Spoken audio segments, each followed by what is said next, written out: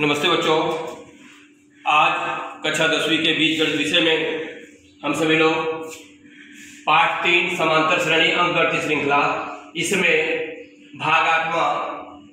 इस भाग 8वें में बच्चों हम लोग प्रकीर्ण प्रश्न संग्रह 3 के प्रश्नों को हल करेंगे। तो इसमें पहला प्रश्न जो है ऑब्जेक्टिव है, उसे आप बहुत आसानी से हल कर सकते हैं। यदि कोई समस्या या दिक्कत है तो आप मुझे व्हाट्सएप के माध्यम से पूछ सकते हैं। मैं दूसरे प्रश्न से स्टार्ट कर रहा हूं प्यारे बच्चों। दूसरा क्वेश्चन है आपका ऋण 11, ऋण 8, ऋण 5 और इस प्रकार से जो समांतर श्रेणी है उसका अंतिम पद 49 है। इस समांतर श्रेणी का अंत से चौथा पद ज्ञात करना है। इसी प्रकार से तीसरा क्वेश्चन है और चौथा क्वेश्चन अलग अलग क्वेश्चन है। तो मैं दूसरे क्वेश्चन से आपका स्टार्टिंग कर रहा हूं बच्चों। आपका दूसरा क्वेश्चन है, क्या दिया है? समांतर श्रेणी सबसे पहले हम लोग लिखेंगे यहां पर आपको दी गई समांतर श्रेणी क्या है? ऋण 11, ऋण 8, ऋण 5 ... और अंतिम पद इसमें दिया है 49। अब यहां पर हमें अंत से चौथा पद ज्ञात करना है बच्चों, अंत से चौथा पद। लेकिन सबसे पहले हमें पता करना पड़ेगा कि दी गई समांतर श्रेणी में कितने पद हैं। कितना, कितनी, कितने का मतलब होता है n। कितना, कितनी, कितने का मतलब n है। हमें n पता करना होगा। लेकिन उसके लिए हम इस समांतर श्रेणी में जो जो दी गई जानकारी है उसको पहले लिखेंगे। a बराबर है आपका ऋण 11 और d बराबर बच्चों ऋण 8 में से ऋण 11 घटाएंगे, घटा के देख लो। ऋण 8 ऋण 11 तो आपको मिल रहा है ऋण 8 धन 11। अब चिन्ह अलग अलग है तो 11 में से 8 घटाए तो कितना है आपका 3। बड़ी संख्या 11 उसका चिन्ह प्लस है तो प्लस। तो a का मान मिला, b का मान मिला और जो nवां पद है जिसको आप tn कहते हो, tn बराबर आपका 49 है। और हमें ज्ञात क्या करना है? अंत से चौथा पद। तो हमें पता करना पड़ेगा अंत से चौथा पद क्या है। यहां आप लिख सकते हो अंत से चौथा पद। अंत से चौथा पद आपको जो ज्ञात करना है। तो आप सबसे पहले यहां पर सूत्र लिखोगे। n को ज्ञात करने के लिए हमें सूत्र कौन सा लगेगा? tn बराबर a प्लस छोटे कोष्टक में n माइनस 1 गुणे d। यहाँ सूत्र आप लिख रहे हो चूंकि tn बराबर a प्लस छोटे कोष्टक में n माइनस 1 गुणे d। ये आपका क्या है बच्चों? सूत्र है। ये आपका सूत्र हुआ। अब यहाँ पर हम जो हमारे प्रश्न में जानकारी दी गई है इन मानों को प्रतिस्थापित करेंगे। यानी जो अक्षर दिए गए a, d, tn या n, इनके बदले जो मान है उनको हम रखेंगे। a का मान कितना है बच्चों? यहाँ पर -11, d का मान आया है 3 और tn का मान है 49। यहाँ पर tn की जगह हमने लिखा 49 बराबर a का मान कितना हमने लिखा है -11 प्लस n का मान है, n का मान नहीं पता है, क्या करेंगे -1। d का मान कितना निकाले हम लोग? d का मान आया है 3। अब इसे हल करेंगे। 49 बराबर ऋण 11, 3 का गुणा n में करेंगे धन 3n और 3 का गुणा ऋण 1 में करेंगे ऋण 3। ऋण 11 और ऋण 3 मिलकर आपका ऋण 14 हो जाएगा। 49 बराबर ऋण 14 धन 3n। पक्षांतर करेंगे हम तो 49 प्लस 14 बराबर 3n। यानी 49 में आप 14 जोड़ेंगे तो आपको कितना मिलेगा? बराबर 3n। यानी 3n बराबर 49 में 14 जोड़ेंगे तो हमारा आएगा 63। कितना आया? 63। यानी n बराबर कितना मिलेगा? 63 में हम 3 से भाग दे देंगे। यानी n बराबर कितना मिला? 21। तो प्यारे बच्चों हमें पता चला कि इस समांतर श्रेणी में कुल 21 पद हैं। इस समांतर श्रेणी में कुल कितने पद हैं? 21 पद हैं। अब अंत से चौथा पद यानी अंत से 21वां, फिर उसके बाद क्या आएगा 20, उसके पहले 20वां, 20वां के पहले 19वां और 19वां के पहले क्या आएगा 18वां। यानी अंत से चौथा पद। तो कुल 21 पद है यहां आप लिखोगे। इसलिए अंत से चौथा अंत से चौथा पद बराबर क्या होगा T18, क्योंकि देखिए यहाँ कुल इसमें कितने पद है 21 हमें पता चला, तो 21 से पीछे आएंगे अंत से चौथा पद, तो 21 के पहले कितना है 20, 20 के पहले 19, 21 के पहले 20 और 20 के पहले 19 और 19 के पहले 18, तो अंत से चौथा पद यानी 21 को लेकर 21, 20, 19, 18, तो अंत से चौथा पद हमको याद करना है।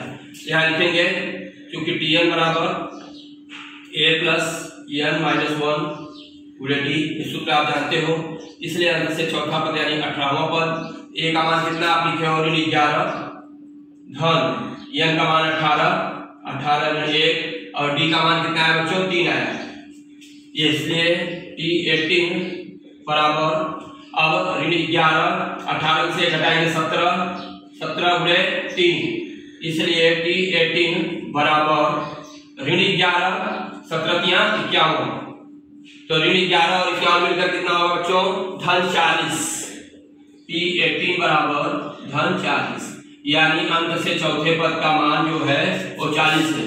आप उत्तर लिख दोगे अंत से चौथा पद, अंत से चौथा पद मतलब T18 बराबर कितना है 40। तो बहुत ही आसान क्वेश्चन है बच्चों, इसको आप ध्यानपूर्वक वीडियो को देखें और इसी पर आधारित मैं आपको एक गृह कार्य दे रहा हूं जिसे आप कर सकते हैं। तो आपका गृह कार्य इस प्रकार से देखो, यहाँ पर आपका जो समांतर श्रेणी है ऋण 11, ऋण 8, ऋण 5 और 49, प्यारे बच्चों मैं इसको बदल दे रहा हूँ और आपको मैं नई समांतर श्रेणी दे रहा हूँ। वो समांतर श्रेणी आपकी इस प्रकार से है ऋण 8, ऋण 6, ऋण 4 डॉट डॉट और आपको है यहाँ पर 38, अंतिम पद मैंने 38 दिया है। तो इस समांतर श्रेणी का अंत से कौन सा पद याद करना है आपको 12वां पद याद करना है। कौन सा पद बच्चों 12वां पद याद करना है। तो ऋण 8, ऋण 6, ऋण 4, फिर बीच में कुछ और भी पद है, अंत में मैंने 38 दिया है। इस समांतर श्रेणी का अंत से 12वां पद याद करो। तो इसी प्रकार से आप हल करोगे, बहुत आसानी से आपका हो जाएगा बच्चों। ये रहा आपका दूसरे क्वेश्चन का घर का। आपका तीसरा प्रश्न है किसी समांतर श्रेणी का 10वां पद 46 है, 5वें तथा 7वें पदों का योगफल 52 हो तो वह श्रेणी ज्ञात करो। तो जो तीसरा क्वेश्चन है बच्चों, इसको हम कैसे हल करेंगे। यहाँ पर हमें समांतर श्रेणी ज्ञात करनी है और समांतर श्रेणी ज्ञात करने के लिए हमारे पास a और d का मान होना जरूरी है, तो हम उसको ज्ञात कर सकते हैं। यहाँ किसी समांतर श्रेणी का 10वां पद 46 है। जो जानकारी उसकी संक्षिप्त जानकारी यहाँ पे लिखेंगे। T10 बराबर 46 यहाँ पर दिया है। T10 बराबर 46, 5वें तथा 7वें पदों का योगफल 52 है, यानी T5 प्लस T7 बराबर कितना बच्चों 52 है। तो हमें समांतर श्रेणी ज्ञात करनी है। समांतर श्रेणी को ज्ञात करना है, यानी समांतर श्रेणी यहाँ लिखे और उसके बाद आप यहाँ पे क्वेश्चन मार्क कर दिए, यह हमें ज्ञात करना है। तो सबसे पहले हम लिखेंगे T10 बराबर 46 है, यानी हमारा सूत्र होता है क्योंकि Tn बराबर a प्लस n माइनस 1 गुणे d, यह हमारा सूत्र है बच्चों। इसी सूत्र में हम मान को रखेंगे T10, तो इसलिए n की जगह 10 रख रहे हैं। T10 बराबर a प्लस n की जगह कितना है बच्चों 10 ऋण 1, d का मान हमें नहीं पता है। T10 बराबर आपका कितना है 46 बराबर a प्लस 10 में से घटाए तो 9, a प्लस 9d। अब बच्चों इसको आप लिख सकते हो a प्लस 9d बराबर 46, ये आपका समीकरण नंबर 1 हुआ। इसी प्रकार से हम लोग T5 और T7 भी ज्ञात करेंगे। यहाँ लिखेंगे क्योंकि Tn बराबर a plus n minus 1 into d, इसलिए T5 बराबर a प्लस n की जगह 5 रखे गुणे d, इसलिए T5 बराबर a प्लस 4d। प्यारे बच्चों T5 का मान हमें इतना मिला a प्लस 4d। या आप लिख दो, चाहिए तो समीकरण नंबर 2 लिख दिए। इसी प्रकार से हम लोग T7 ज्ञात करेंगे, क्योंकि Tn बराबर a प्लस n माइनस 1 गुणे d, इसलिए T7 बराबर a प्लस n की जगह 7 रखे, आपको लिखोगे T7 बराबर a प्लस 7 में से घटाओगे 6, a प्लस 6d। और इस प्रकार से बच्चों आपको क्या मिला T7, इसको आप समीकरण नंबर 3 डाल सकते हैं। अब समीकरण 2 और 3 को जब आप जोड़ोगे, यहां लिखोगे समीकरण 2 धन समीकरण 3, समीकरण 2 और समीकरण 3 को जोड़ने पर, तो समीकरण 2 क्या है आपका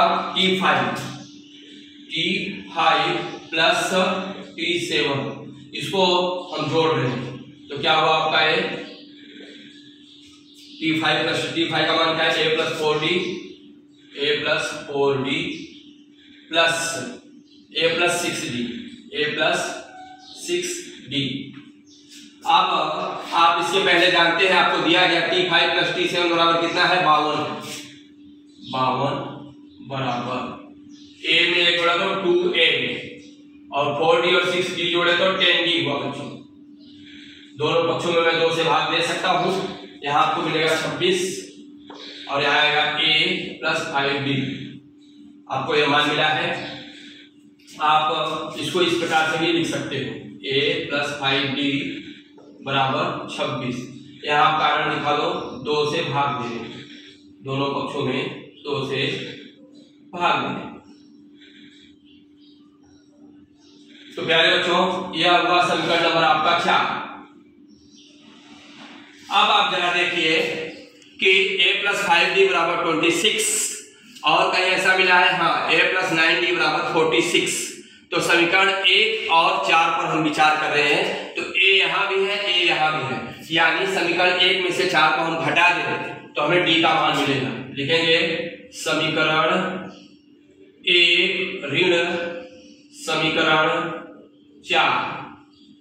तो समीकरण 1 में क्या है आपको a प्लस 9d बराबर 46 और 4 में क्या है a प्लस 5d बराबर 26।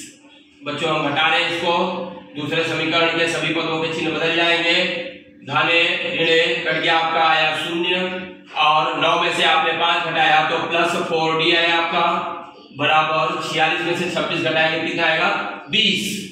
इसलिए d बराबर कितना हुआ आपका 20 में आप 4 से भाग देंगे तो d बराबर आपको मिला बच्चों 5। d बराबर आपको 5 मिला है और अब हम a का मान ज्ञात करेंगे, यानी इस d के मान को समीकरण 1 और समीकरण आप 1 में या 4 में रखें तो आप आसानी से ज्ञात कर सकते हैं। तो समीकरण 1 में हम रख रहे हैं, या लिखे समीकरण 1 में d बराबर 5 रखने पर या प्रतिस्थापित करने पर समीकरण 1 हम लिखेंगे a प्लस 9d बराबर 46। अब a का मान हमें नहीं पता है प्लस 9, d का मान बच्चों क्या है 5 पाए में हम 5 मिला है बराबर 46, यानी a धन 45 बराबर 46, यानी a बराबर कितना है आपका 46 ऋण 45, यानी a बराबर कितना मिला आपका 1 मिला बच्चों। a बराबर कितना मिला है 1। तो a का मान आपका आया 1 और d का मान कितना आया 5। तो इस प्रकार से हम लोग अपनी समांतर श्रेणी तैयार करेंगे। अब पहला पद आप जानते हो a बराबर t1 बराबर 1 होता है, इसलिए समांतर श्रेणी के पद लिखेंगे। उसमें हम पहला पद लिखेंगे पद क्रमशः। अब पहला पद यानी t1 बराबर क्या होता है a के बराबर होता है, a का मान कितना 1 है। T2 बराबर क्या होगा बच्चों, T1 प्लस D होता है। तो D का मान कितना मिला आपको 5 और T1 का मान कितना 1, 1 धन 5 बराबर कितना आया 6। फिर उसके बाद T3 बराबर T2 प्लस D, यानी T2 का मान बच्चों कितना है 6 और 6 में 5 जोड़े कितना आएगा 11। इस प्रकार से और हम आगे चलते हैं। T4 बराबर तो T3 plus D, T3 plus D बराबर T3 का मान कितना है 11 और 11 में जब हम 5 जोड़ेंगे कितना हमें मिलेगा 16।